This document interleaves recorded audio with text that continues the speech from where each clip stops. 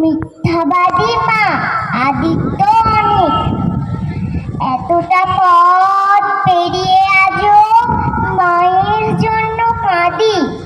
কারণ আমার মা যে ছিল ভীষণ মিথ্যাবাদী। বাবা যেদিন মারা গেল আমরা হলাম একা।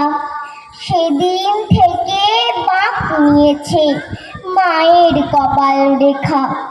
মা বলতো বাবা নাকি তারার ভিড়ে আছে, লেখাপড়া করি যদি নেমে আসবে কাছে।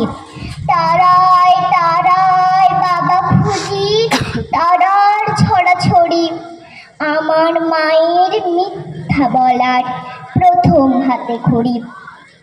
পাড়া পড়শি বলতো এসে এই বয়সের হাড়ি, একা একা এতটা পথ কেমনে দিতে পারি।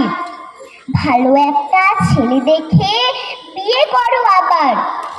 মা বলতো ওসব শুনে ঘৃণা লাগে আমার। একা কোথায়, খোকন আছে, বিয়ের কি দরকার। ওটা ছিল আমার মায়ের চরম মিথ্যাচার। রাত্রি জাগে সেলাই মেশিনে চোখের কোণে কালি। নতুন জামায় ঘর ভরে যায়, মায়ের জামায় তালি।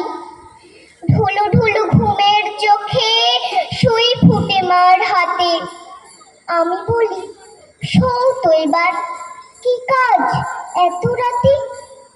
মা বলতো ঘুম আসে না, শুয়ে কি লাভ বল। ওটা ছিল আমার মায়ের মিথ্যা কথার ছল। বড় হয়ে চাকুরি নিয়ে বড় শহর আসি, টুকটুকে বউ ঘরে আমার, বউকে ভালোবাসি। নিয়ন বাতি ঢাকা শহর আলোয় ঝলমলো। মাকে বলি গঞ্জ ছেড়ে এবার ঢাকায় চলো। মা বলতো এই তো ভালো, খোলামেলা হাওয়া। কেন আবার তোদের ওই ভিড়ের মধ্যে যাওয়া। বন্ধ ঘরে থাকলে আমার হাঁপানি ভাব হয়।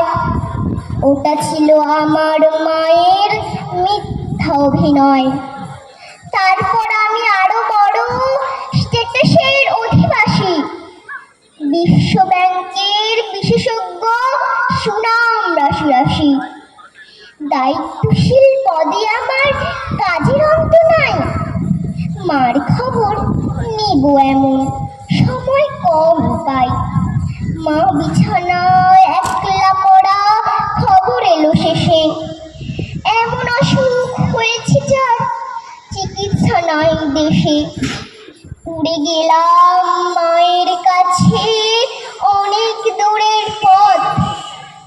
পায়ে পড়ে বলি মাকে এবার ফিরাও মত। একা একা গঞ্জে পড়ে কি সুখ তোমার বলো। এবার তুমি আমার সঙ্গে আমেরিকা চলো। এসব অসুখ আমেরিকায় কোনো ব্যাপার নয়, 7 দিনের চিকিৎসাতেই সমূল নিরাময়।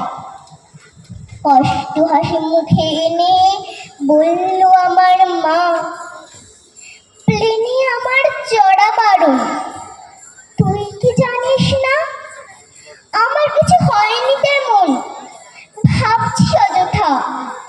ওটা ছিল আমার মায়ের শেষ মিথ্যা কথা।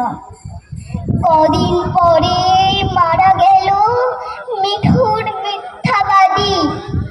মিথ্যাবাদী মায়ের জন্য আজও আমি কাঁদি। নমস্কার।